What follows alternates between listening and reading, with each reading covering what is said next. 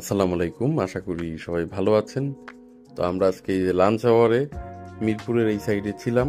তো এখানে দেখলাম যে বিফ হোটেলের একটা শাখা হয়েছে। তো আমরা ভাবলাম যে দুপুরের লাঞ্চটা এখানেই সারি। তো এখানে দেখলাম বেশ মানুষের সমাগম রয়েছে। তো এই হচ্ছে তাদের মেনু চার্ট যেটা আছে সেটা।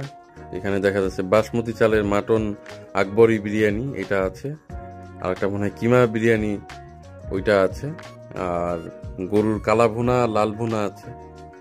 তো আমরা ভাবলাম যে এই যে গরুর কালা ভুনার সাথে সাদা ভাত আর পোলাওয়ের সাথে থাকছে ওই যে পাকিস্তানি যে গরুর মাংসটা ওরা রান্না করে ওইটা, আর সেই আকবরি বাসমতি চাউলের যে বিরিয়ানি সেটা অর্ডার দিলাম।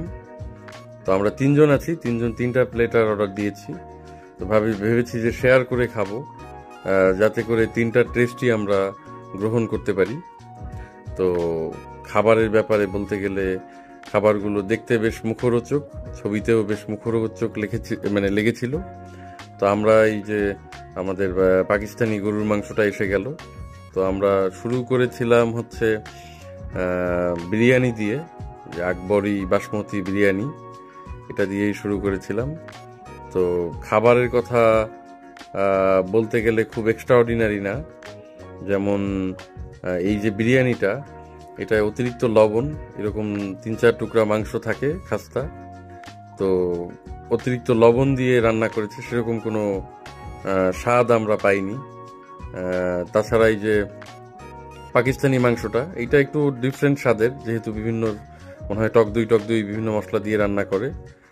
আর সবচেয়ে তিনটার ভিতরে ভালো লেগেছিল এই কালা ভুনাটা, এটা এরকম ভাবে থাকে। তবে এগুলো খুব গুরুপাক খাবার, মুখরোচক, খুব অতিরিক্ত ভালো লাগেনি কোনোটাই। কালা ভুনাটা একটু যায়, কিন্তু আমার মনে হচ্ছে হোটেলটা খুব হাইপের উপর চলতেছে, সেরকম এক্সট্রা অর্ডিনারি কিছুই না। তো আপনারা দেখতে পারেন।